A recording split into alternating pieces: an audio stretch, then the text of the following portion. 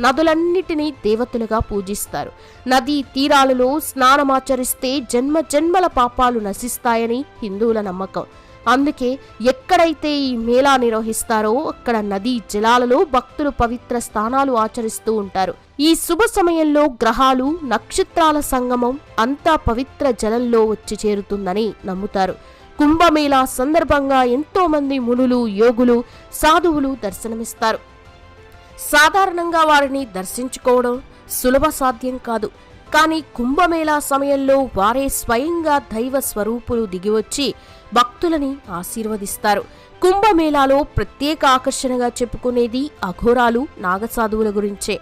పురాతన సాంప్రదాయాలను ప్రతిబింబించేలా ఈ సాధువులు ఒళ్లంతా విభూది రాసుకుని ఉంటారు. దిగంబరులై కనిపించే ఈ సాధువులు కుంభమేళాలో ప్రత్యేక ఆకర్షణ. ఇక సాధారణంగా అఘోరాలకి, నాగసాధువులకి అపూర్వ